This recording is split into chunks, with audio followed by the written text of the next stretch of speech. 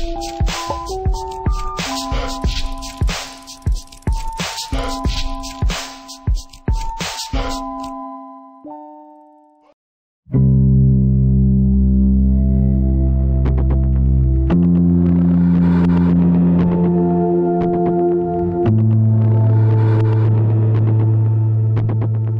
passion for the lost began here in IBTI while I was a student.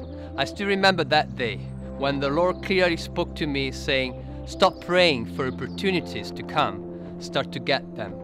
Soon after that, I led the first evangelistic team on the street from IBTI.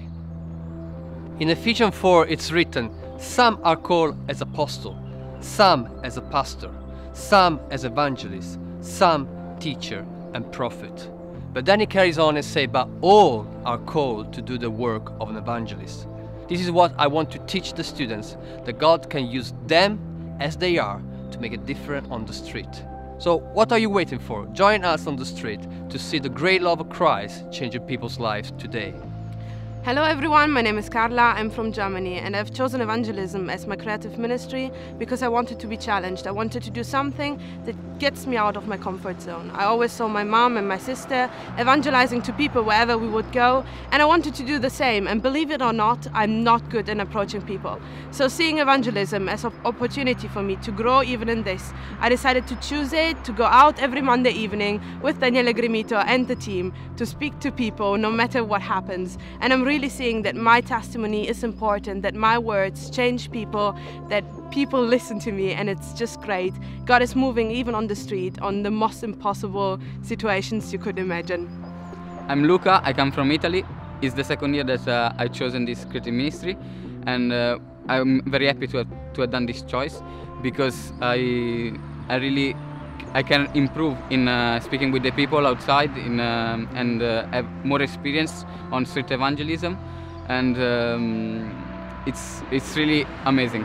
What was your first impression of the young people at IBTI coming in and trying to talk to you?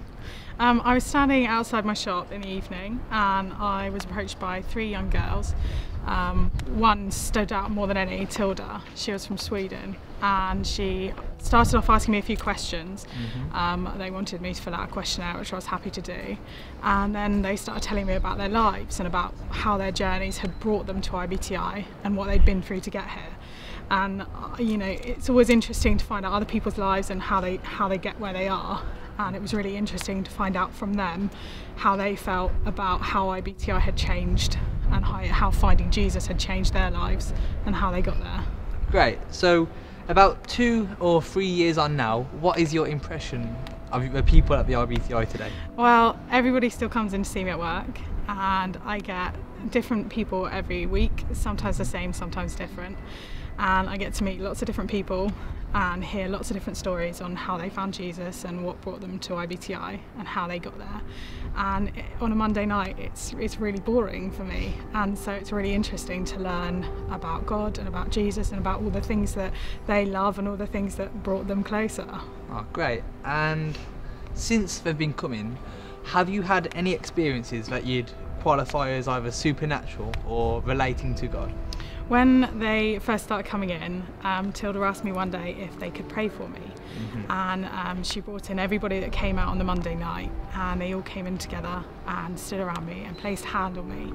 And you know, I've never told a lie that I'm not religious and that I don't believe in God, but it made me feel very warm inside, and it made me feel very, very loved by all of those people, and just made me feel really strange. And the thing that they were asking for was something which to anybody else might seem silly, but to me it was important, and it just made me feel wonderful.